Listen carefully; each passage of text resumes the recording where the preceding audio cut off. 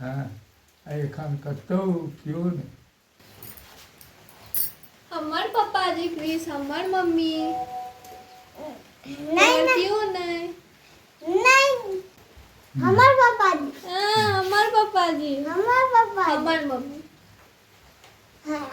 हमार मम्मी तू पापा जी मम्मी तोहर दीदी क्यों नहीं हमार मम्मी ठीक है तो अहाँ मम्मी पापा रखू हमर बाबा नहीं दीदी हम बाबा रखबै नहीं बाबूजी हमर हाँ तोरा क्यों नहीं से थोड़ी ना होय छै हमर पापा जी हमर मम्मी हमर बाबा जी तोहर क्यों नहीं ई नहीं चला वाला छै दीदी हाँ हमर मम्मी हमर पापा हमर बाबा जी तोहर क्यों ठीक छै तू हमर भैया तो ठीक है हम तोहर बहिन एहन नहीं होते जे एखन जना बच्चा सब कहै छै हमर पप्पा हमर मम्मी हमर पप्पा हमर मम्मी जहन माता पिता वृद्ध भऽ जाइ छथिन तखनो अगर संतान कहते जे हमर पप्पा हमर मम्मी तऽ ई जे वृद्धा आश्रम सब खुजल छै ओ नहीं खुजतै तहन तऽ अपन अपन स्वार्थसँ ई दुनिया भरल छै।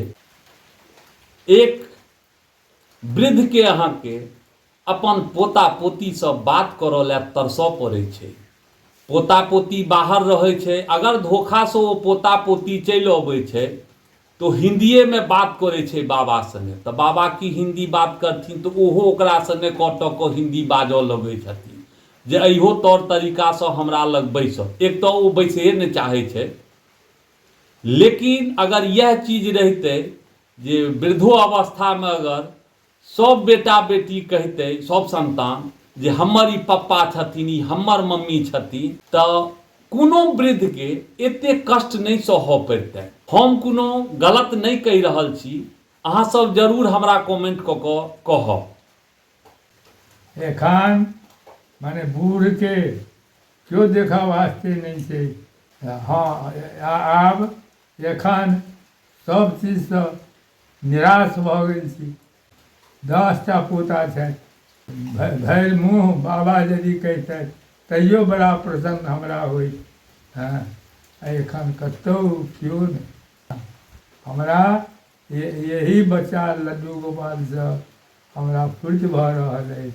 हाँ संतोष वएह बच्चा हमरा दऽ रहल अछि आर एखन तक कहीं कतौ क्यों नहीं। किएक बूढ़ माता पिता के खोज करतनि की कहै छै कि हाँ कहाँ छथि हाँ नहीं छथि हाँ कतौ क्यों नहीं कतौ क्यों नहीं। अहाँ बला नहीं छियै बाबू हाँ। जकर जेहने सोच रहतै तेहने ओकरा फल जरूर भेटतै। ई कलयुग छै जकर जे ढंग के सोच छै जे ई बूढ़ बला छै ई एहन नहीं छै। अगर अहाँके आशीर्वाद बनल रहतै तऽ दुनिया के कोनो जंग के अगर सही बेटा छै तऽ दुनिया के कोनो जंग के ओ जीत कऽ आबि सकै छै।